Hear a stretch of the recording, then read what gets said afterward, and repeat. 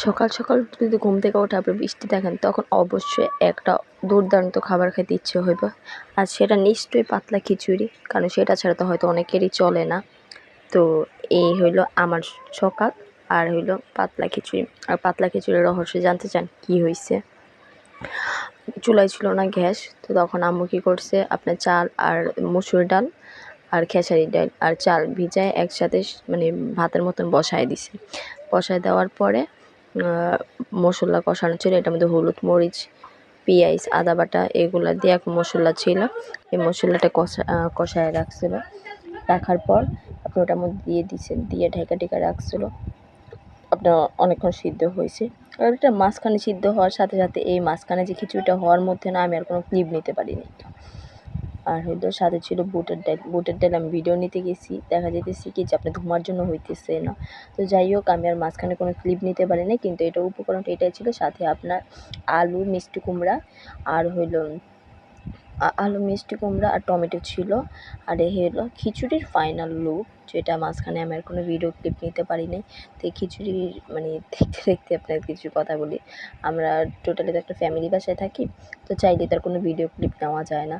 তো হয়েছে কি যে ওইগুলো আমি নিয়ে আসছি, তখন কেউ ছিল না। পরের ভিডিও ক্লিপ নিতে যাবো তখন চুলার পরে অনেকজন ছিল। এখন যদি আমি মাঝখান দিয়ে ভিডিও ক্লিপটা নিতে চাই, তারা বলবে কি, ও আবার ভিডিও করে ছাড়ে নাকি, আর কত কী যে বলবে। ও ৫ জনের মাঝখানে থাকলে যে কত কী বলতে শুনতে হয়।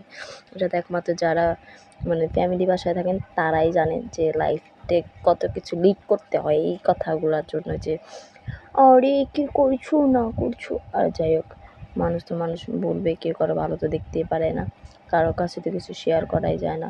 নর্মালি দেখবেন আপনি একটা কথা বলবেন, তো 10 মিনিট পরে দেখবেন ওই কথাটা পাবলিশ হয়ে গেছে গা। মানে মানুষ হইলো আমরা যে বাসায় থাকি ওই মানুষগুলো পুরো পেঁপে পাতার মতন 5টা মুখ, যেখানে যায় ওইখানে এক একটা মুখ বের করে, এক একটা এক এক সময় এক একজনের সাথে ইউজ করে, যেটার কোনো সমাধানও নাই আর ভালো লাগাও নাইকা।